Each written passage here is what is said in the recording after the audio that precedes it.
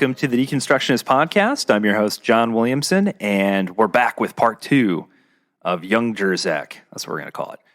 If you haven't listened to the first part yet, if you've just joined us, welcome.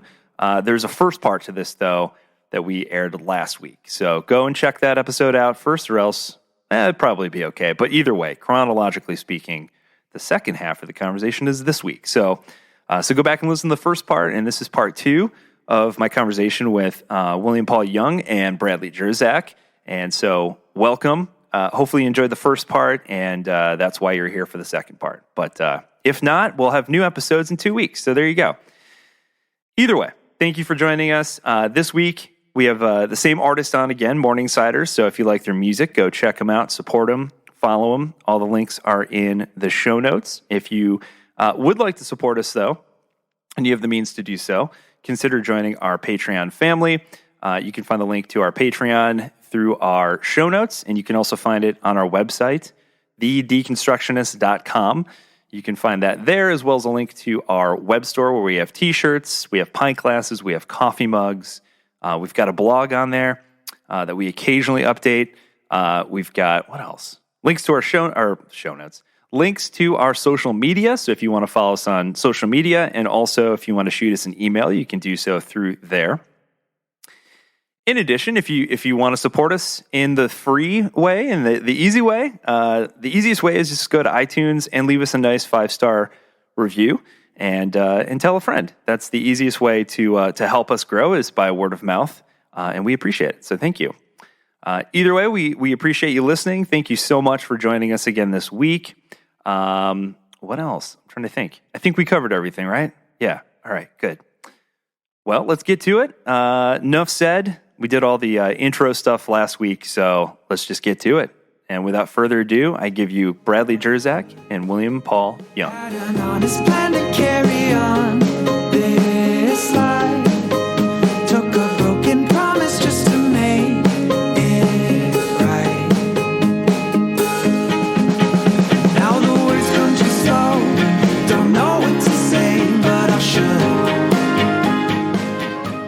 One of the things I want to talk to you guys about, though, kind of along the same lines here is, and Brad, you talk about this in your writing a little bit, and I think this is really important to kind of start here. It's how we talk about God and what we mean when we say the word God. And I think a lot of this Western view, because you guys are originally from Canada, the United States, very similar experience with this very Edwardsian view of this wrathful, angry God that we've been talking about. How much of that is more of a reflection on us and how we view God versus the actual character of God? Oh yeah, anything we say about God is probably almost just wrong at the outset, because God is beyond comprehension from one angle. I'll come from a couple angles. So from one angle, we need to be way more agnostic. We need to understand that our conceptions of God are not God. That one of the boxes we've made for God is our conception of God, and that many of these are projections. Even he's me, but he's a stronger version of me, a more pure version of me, or he's like a king, but he's like a mega king, or he's a male, but he's like a mega male, and even when we use the word being, we're kind of shrinking God down to one being among other beings, an entity or something like that. And in the early church, they saw the problem with this, and how even most conceptions of God, you might even say among our people, that in quotes, that largely the conception of God has been an idol of our own making, and we can make that idol out of the gems of Scripture. So Irenaeus will say in the 2nd century, here's the problem: you've got God, and if you imagine this great statue of a beautiful king made of gems, and it's like we come along and we dismantle. And this can be a problem with even.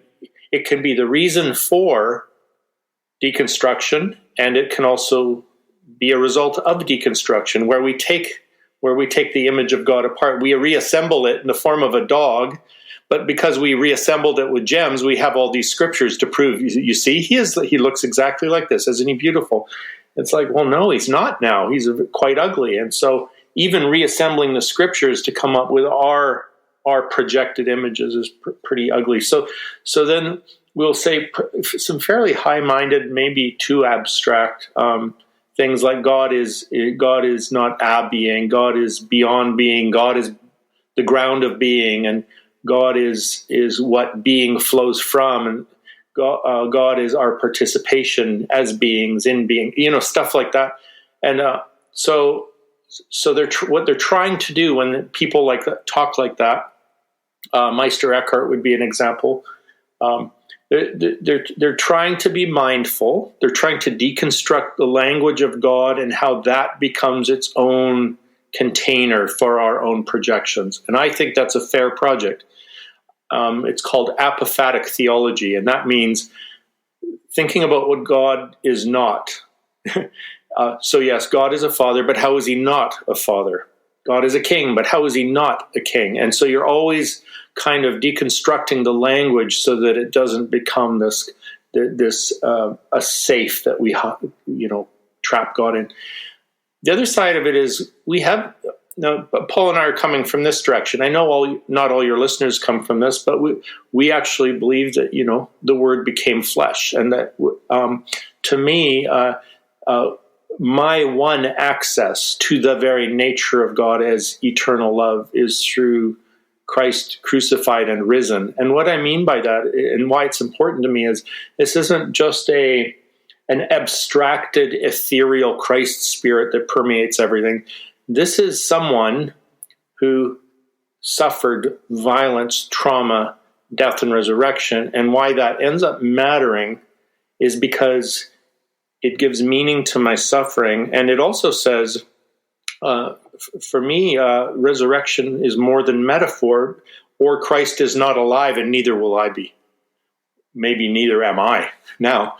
So I'm looking from this angle of the incarnation as our picture of the wounded God and the one who knows firsthand what I experience and enters it with me in a way that the Force can't, or universe can't, or some logos mind on its the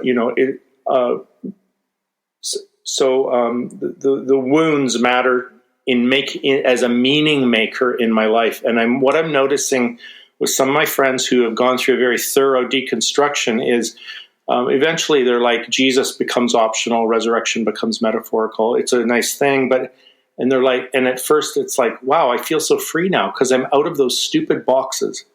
But now what I'm running into more and more, and Nietzsche forecast this a long time ago. He said, and this happened to me yesterday. Another friend came and says, I've deconstructed so far now that I've deconstructed my whole life. I didn't just lose Jesus. I've lost all my joy and all meaning. It's pointless. And so you reach a kind of nihilism. And I'm not saying everyone who deconstructs that'll happen to. I'm just saying that's a good reason to still have an anchor somewhere that you find reliable in your real experience. And for her, the one connecting point was she remembered a time when she would dance for Jesus. And she feels like the thieves came and stole that from her in the name of what's trendy, I guess. I don't know. So she's going to have to work it out. But am I tracking, Paul? Yeah, you are. I think a lot of when you deconstruct, like you said, you can deconstruct yourself out into oblivion, where nothing exists, and that's no solution. There are things that we know about the nature and character of God, even if our words are insufficient. The record of the New Testament describing the life of Jesus, there is lots to glean from there, even though it's insufficient in terms of, but our own mental capacities are insufficient. So it's like, so what do we look at? And and where do we go? So if there is no personhood in God, then either my personhood is an illusion, or it's actually something that doesn't matter, or worse, it's diabolical. And it's, how do you ground personhood apart from being created in and out of and for relationship? We are so relationally centered. Why? And there is a way to then go from the human experience back to the Creator in that sense. And this face-to-face relationship, where there is an other involved, protects me from the nihilism that Nietzsche talked about. He talked about what? If we have freed ourselves from our sun, and now we are searching through the universe for another sun around which to center our lives. And yeah, words are limiting. God limited his very being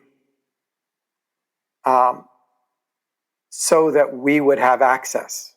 And that, again, we're saying the same thing. Brad and I both, we look at Jesus going like, all right, apart from him, I don't know what the moorings of my life are. And that's not a fear response. That's just a reasonable one. And I love the fact that we have 4 different points of view telling us about the life of Jesus. And then we've got, the epistles that are trying to go deeply into those minds and deliver to us things that are beautiful and good and right. And it's amazing how much our own human creation is akin to the things that are right and true and good and beautiful. So it's not like we don't have lots of touch points and touchstones. But we can deconstruct ourselves into oblivion, which is, I was there before I was ever dealing with my own crap. I was there philosophically for a while, and nihilism is not a fun place to be. And it's all of a sudden nothing matters, and there's no basis for morality. There's no basis for love. There's no basis for a conversation. It's almost as if it's less deconstruction and more just destruction. It's a long time ago. Yeah, demolition. Yes, demolition. Just burning the whole thing down, throwing the baby out with the bathwater, as Richard Rohr would say. And we struggle with that too when we first started, and we've always had kind of a love-hate relationship with the name of our podcast. I think a lot of people get a very incorrect view of what we mean by that. And so at one point, early on, and we have to thank Rob Bell for this because he threw it out there when we were talking to him about it once, but we put brackets around the D and the E in the name. So you've got D and construction, as if to say, we're not saying tear it all down, burn the whole thing down. We're saying, maybe examine some of the bits and pieces that no longer work. And, but. Yeah, that have become chains for that matter, right? I mean, there is stuff that has to go. But this, in that sense, Jesus was epic at this, right? Yeah. It's like, the whole Hebrew prophetic tradition was kind of doing that, in my view. They were quite resistant to the ways that the temple establishment had just become the new pharaoh in town, Yeah, I think the fear, or I think the danger rather, as you said, if you end up on the complete extreme opposite side, you're just creating a new kind of certainty, a new kind of fundamentalism, just on the opposite end.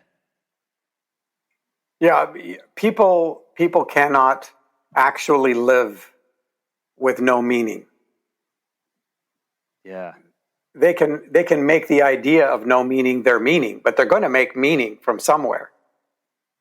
And it's like, so where do you draw meaning from? Where do you draw a sense of identity from?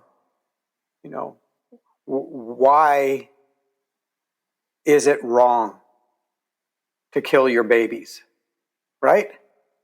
And So the human situation is that we're really caught, and the only resolution as a frame of reference is that there has to be meaning, and then it's like, so, okay, we've agreed there has to be meaning. Where do we find it? And even scientifically and in terms of the work that I've done with science, they don't have an answer for why anything exists. They can tell me what exists, and they can break it really down as much as they understand it. And now we're getting into quantum stuff that it's like, oh boy. Yeah. But they can't tell me why anything is here. And as opposed to nothing. And when you get to that place, even in your life, why is there anything here? Then is what's real? Even in my own life, to get to the place where I didn't know.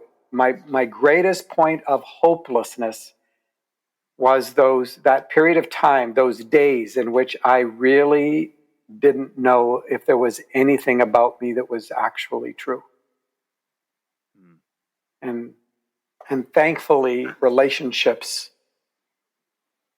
kind of rescued me from that abyss. And not that I asked for help. They just showed up to me in the kindness of a God who's always loved me.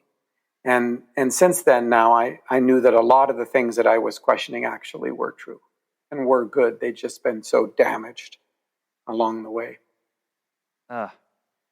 One of the things I think we're talking about here, in terms of like the way that so often we view God and the way that we portray Christianity and just this fear-based version of it, the shame-based version of it, seems to always come back to one thing, and that's control. The human desire to have control over that which they cannot have control over. And I want to ask you, Paul. Actually, you had a blog post recently that really hit home for me, where you're talking about this conversation that you had with a friend who had COVID, and you mentioned your friend mentions this panic in relationship to the illusion of control, which I thought was interesting because I myself got COVID back in the early days before we really knew,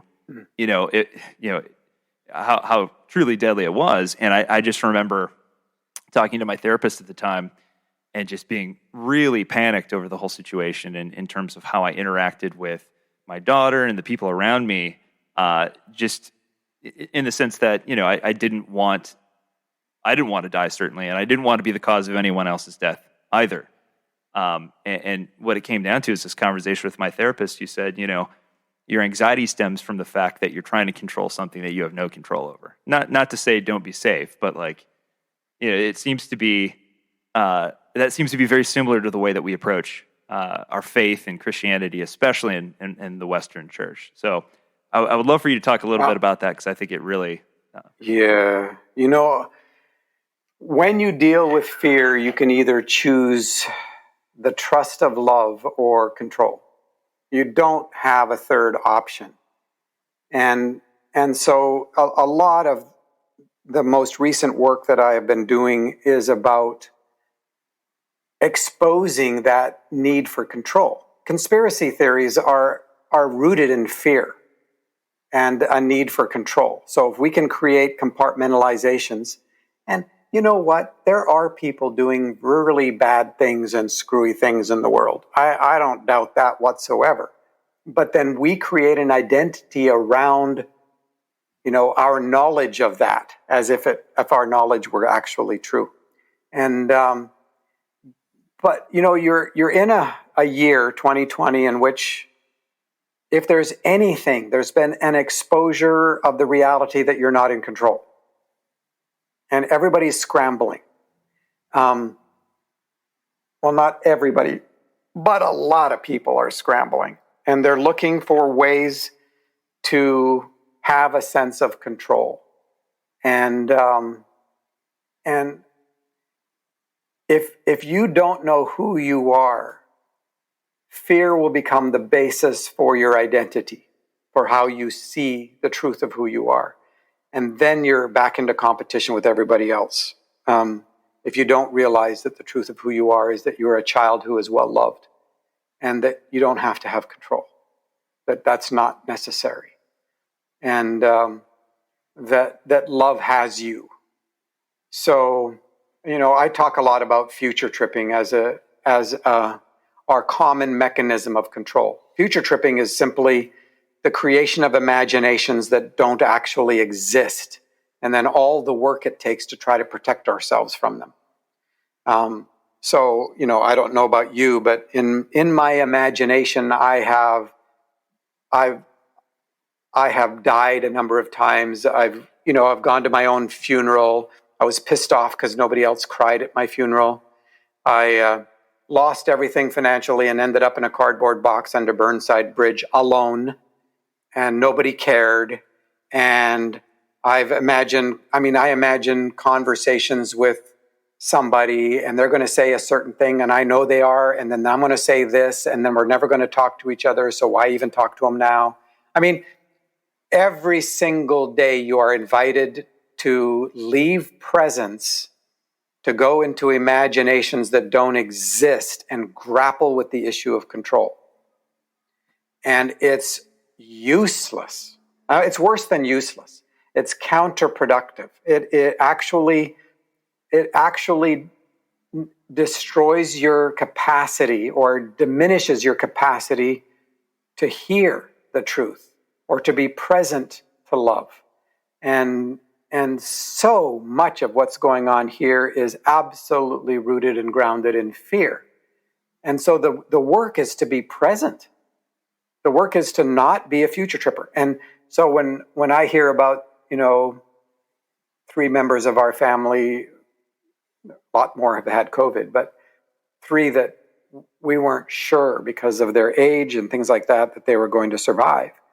Now, that's an invitation to already go in future trip, to already be way down the road. None of it's real at this point other than the fact that they've been diagnosed with this, and yeah, they're struggling, but they're not dead.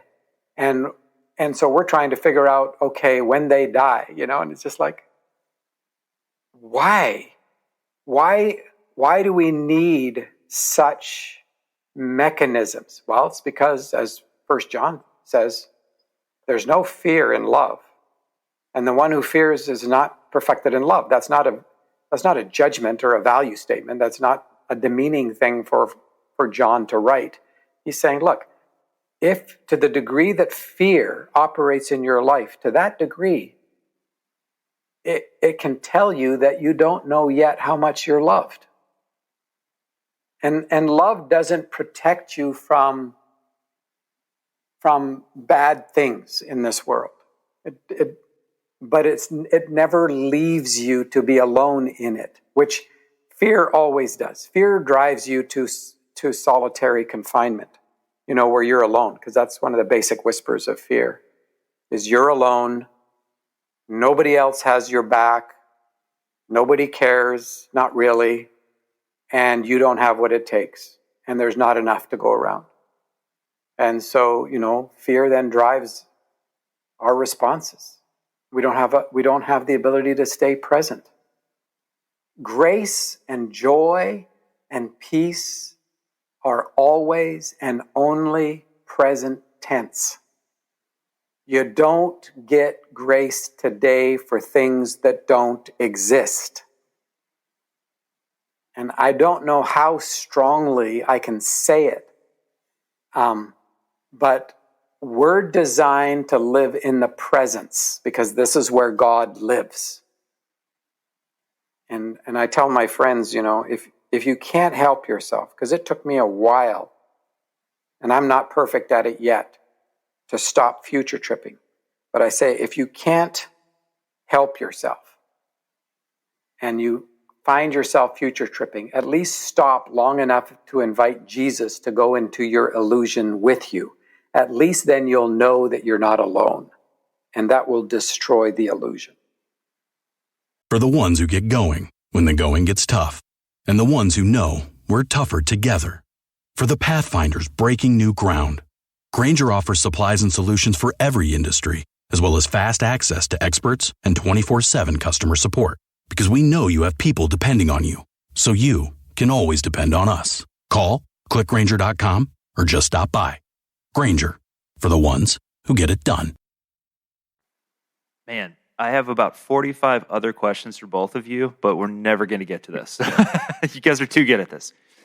But I would be remiss if we didn't talk about the reason that you guys are together and doing these interviews, which is you guys co-wrote a book together. And I would love for you guys to talk about The Pastor and what brought the two of you together to work on this project, first of all. And second of all, what was the inspiration behind writing a book like this? Because it is very unique.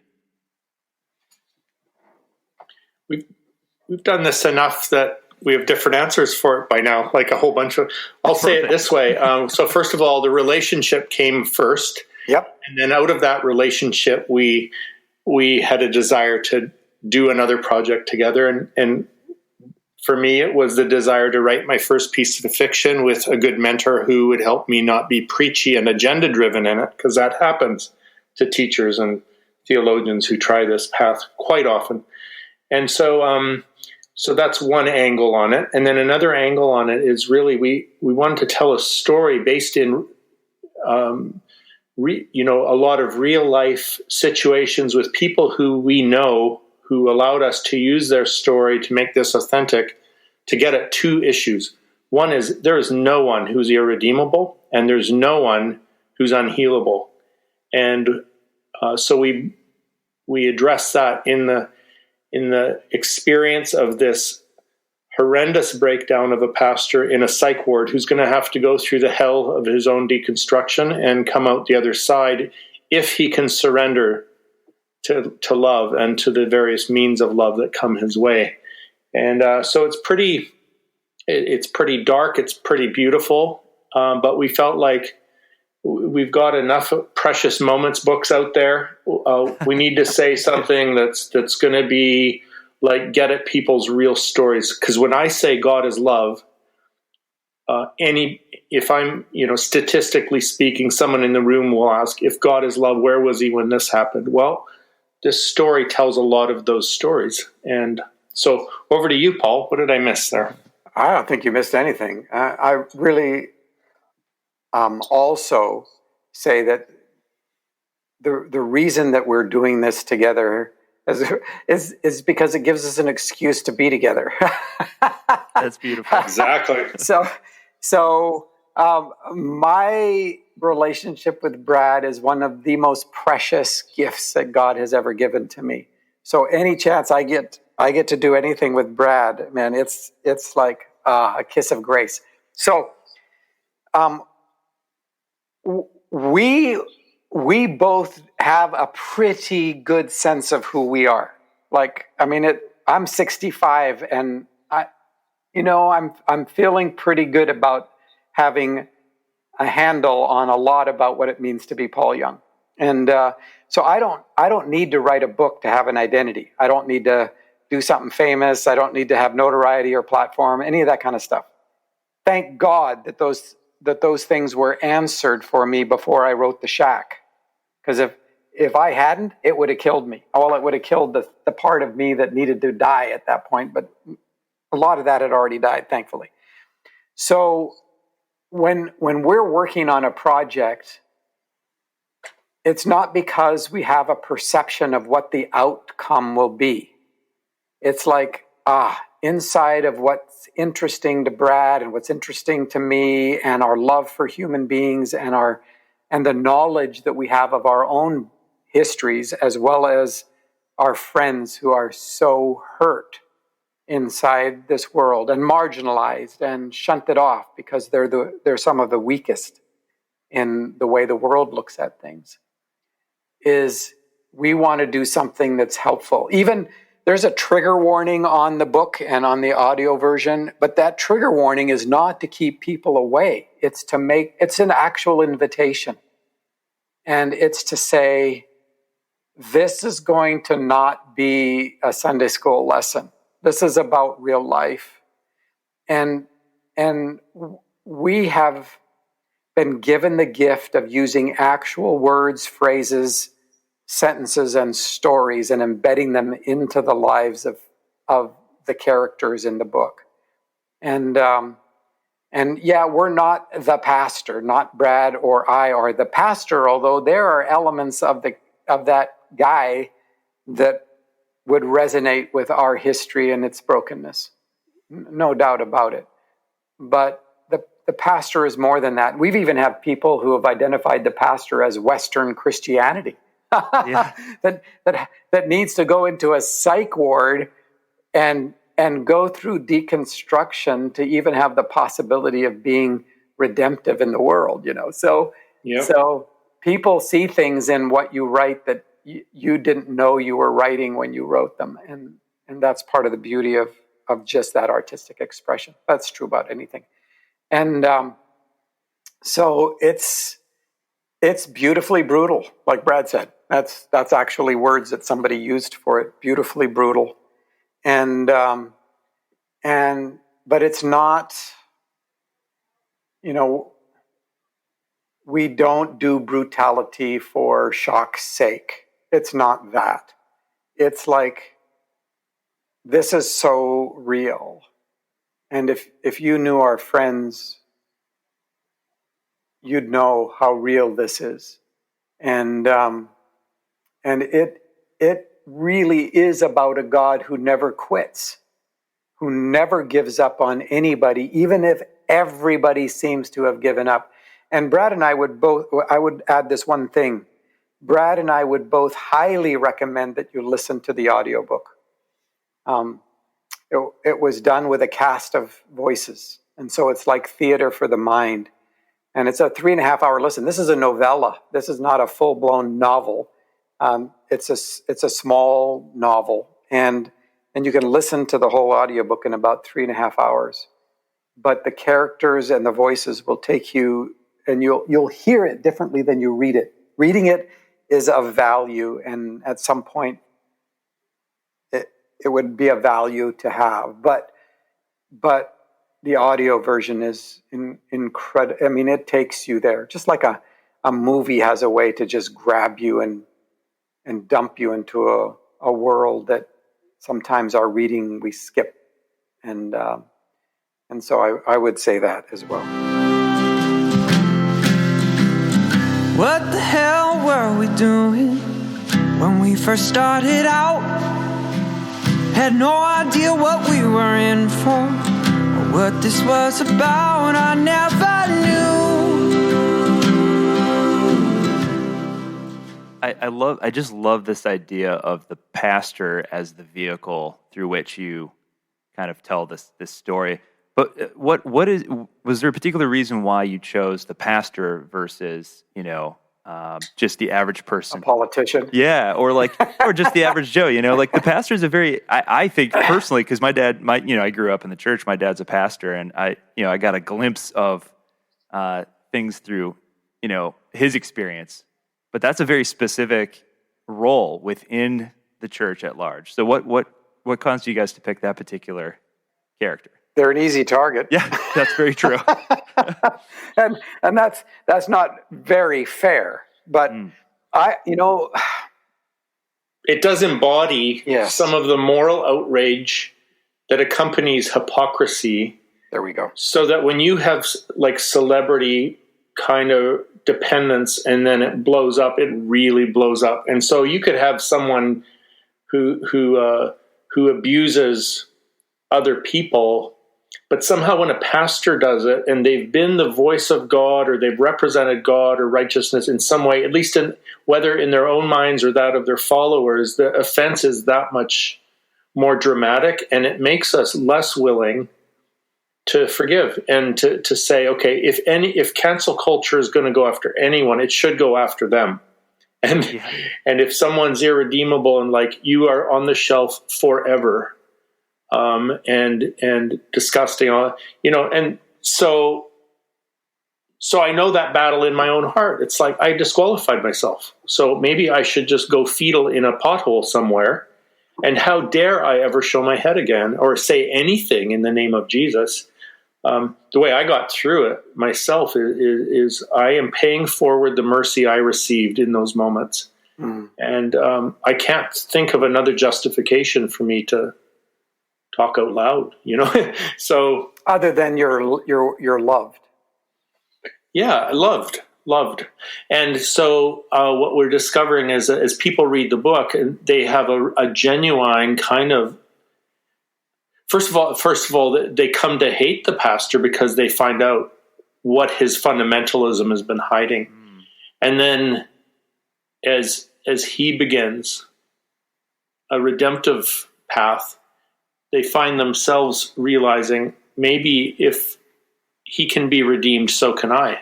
Maybe if Jesus doesn't just like strike him dead, maybe there's hope for me too. And we've not just heard this from people who were offenders and abusers. We've heard it from the abused people who are wearing the shame of the abuse and struggle daily with self-loathing and self-hatred. And it's almost like the story of the pastor grabs them by the hand, and it is explicit enough, not gratuitous, but explicit enough to say, to match their stories, and then to walk them out of their stories into a sense of being, could I even forgive myself? And that's a toughie. Yeah, and we have to keep in mind too that we created this institutional system that puts those women and men into pastoral roles that then have an entire set of expectations around them that push them into hiding, that don't allow them to be human. So part of this deconstruction is not simply the deconstruction of a pastor who represents the church, but it is to free him from the institutional expectations that had put him into hiding in the first place, and that we might discover that beneath all of that weight, there exists a human being who is deeply loved, but doesn't even know who they are because they've identified themselves with their own brokenness to such a degree that that's all they see. Wow. And yeah, so there is something really beautiful and necessary about, and I think a pastor is an easy target in that sense because we've set them up to be.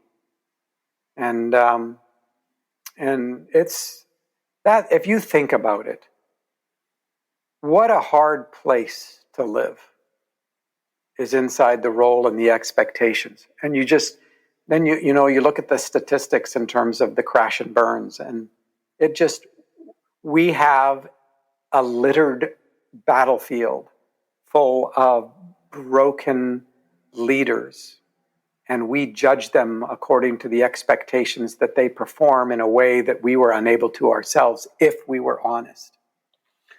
There's a sense of glee in it even. I remember really way back in the day when some of the first televangelists were falling off the wagon in a profound way. And I mean, thank God I could see it happening, but I don't know that I could prevent it. But I felt like something good. It was Schadenfreude, the pain, joy of seeing. And I think part of it's actually valid in the sense of like, well, thank God we don't get away with a lie forever. Yeah. No, like really. But to then have a sense of self-righteousness while somebody else has crashed and burned, that's troubling, and it needs deliverance. And I'm not speaking crassly here about exorcisms or something, but when you read the pastor, that I think that might be a side benefit, that to the degree that we have that Schadenfreude in our hearts, that's an ugly thing. Maybe the story can help us with that too.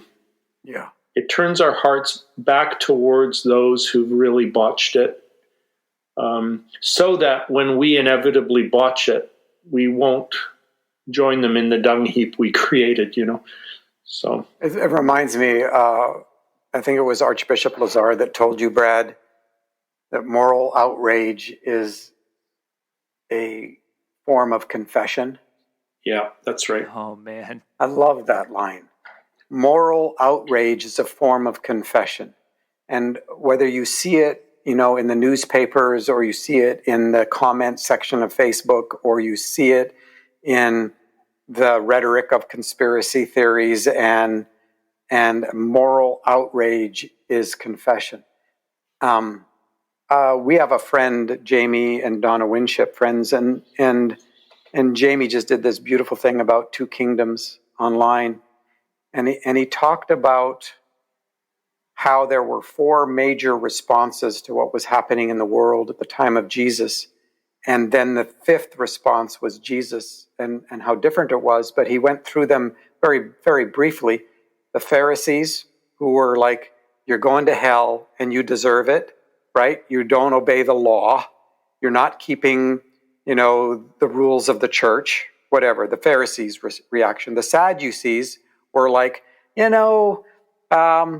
I'm sure there's a way we can make a buck out of this, We're just going to accommodate. We're just going to use the lingo of the dominant class, and we're just going to go along with it and deal with our fear by getting our pockets filled in the backside, right? Then there were the Essenes, who were like, we're out of here. You know what? We're going to just go and meditate somewhere, and you guys can all go to hell in a handbasket as far as we're concerned, but we're going to stay pure and holy by separating ourselves.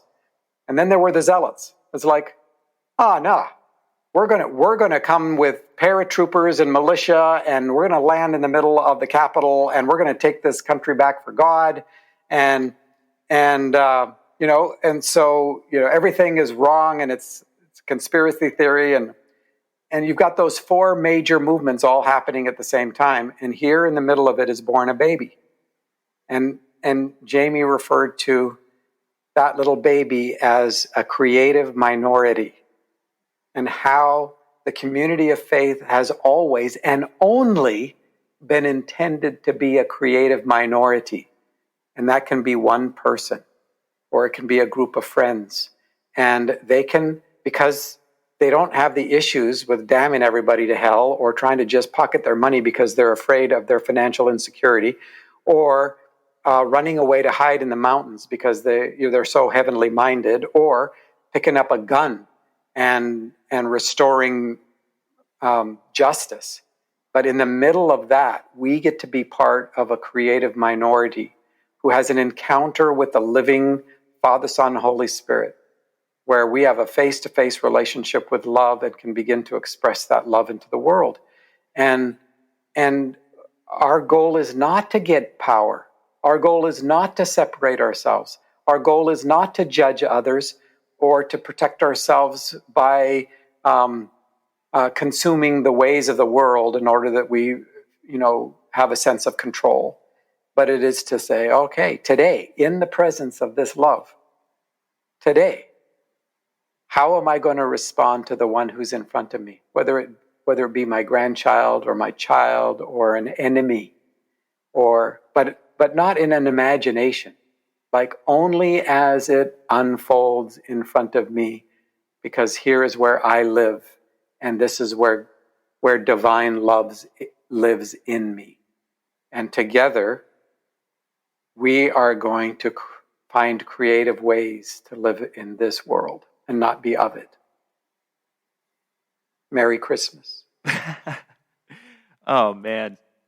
Yeah, I was going to say, people listening just have to know that this is, we're recording this right the week before Christmas. So when this comes out, we're in the holiday spirit right now. So that's what it is. But as we should always be. Yeah, absolutely. The thing I want to end on, I think, is this concept of the pastor kind of being this amalgamation of experience and kind of shedding light to this idea of this unattainable moral, high ground. One of the things that made me think of too is there's a guest we had on a while ago who I really enjoyed, the Reverend Dr. Robin Myers. I don't know if you're familiar with his work, but he talks about, I believe it was him anyway. I may be giving him undue credit, but that's okay.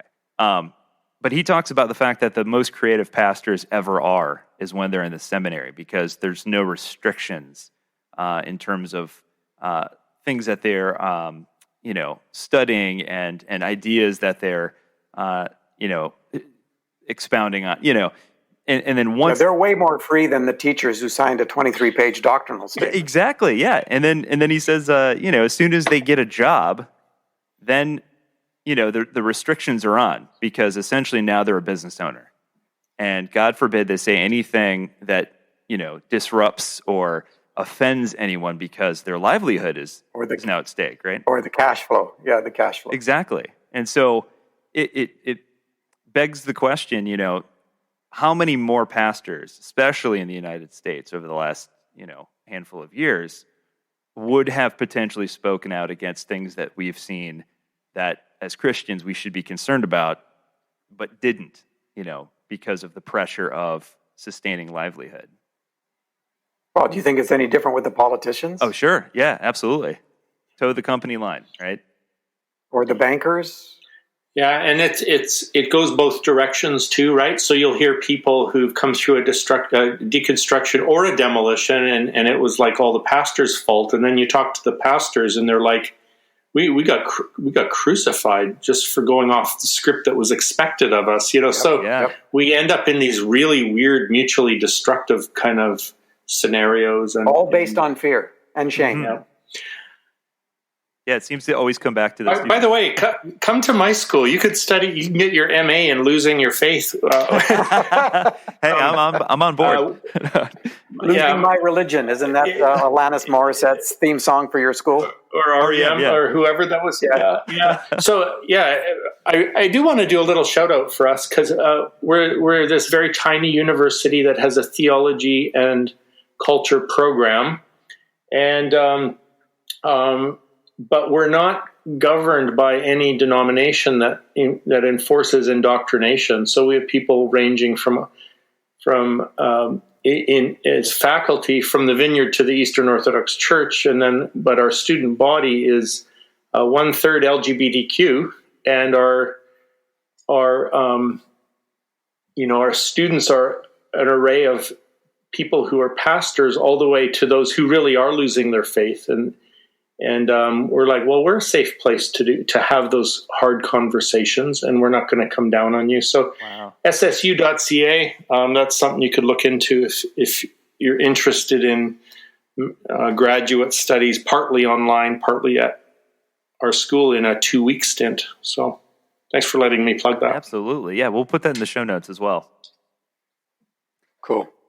Well, fantastic, guys. This was, I was really excited for this one, and you guys did not disappoint. This is long overdue. So thank you guys so much for coming on the show and sharing your latest project. If people want to go get it, where's the easiest place to find the book and to find the audio play, as it were? I would say fastest and easiest right now is Amazon. Perfect. Yep. And I know some people have philosophical issues with Amazon right now. I do want to say that as an author, they have helped us not get so beat up by publishing companies, and it really empowered authors to have a first chance at stuff when publishers might not even look at them or only give them 6% of the retail. We happen to have an amazing publisher, but yeah, Amazon's where we're making it most accessible, and that is where you'll also find the audiobook that we recommend, and start with that. Perfect. And last chance to plug. Where's the best place for both of you to go to keep on top of what you're currently up to, and get in touch with you there? Yeah, BradJersak.com. WMPaulYoung.com. But it won't keep you up to date, because I don't keep up to date. So, I mean, but it's kind of like a window through which you can just see me coming flying by at some point. And but it's just like, nice. Oh, good. Good to see you too. Sounds like our blog. I'm on Facebook, Instagram, and Twitter. But are you active on any of the social media ones, Paul? Yeah, and you can connect to that through that WM for William, WMPaulYoung.com. So, yeah, it'll link you to whatever. Perfect. Well, we'll have all that in the show notes as well. And again, thank you guys so much for taking some time out of your day to come and chat with us about your projects and just some thoughts that I know a lot of other people are wrestling with right now. So thank you so much. Thanks, man. Thank you. Honored. Great to be with you, Paul. Get well. Thank you. And grace for the day. Yep. Love you, man.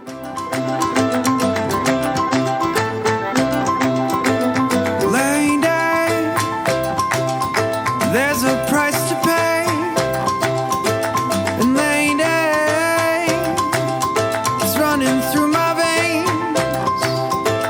And lady, oh, why won't you look at me? And lady, oh, what else is there to see? Oh, it's all coming back. Is when I see best, because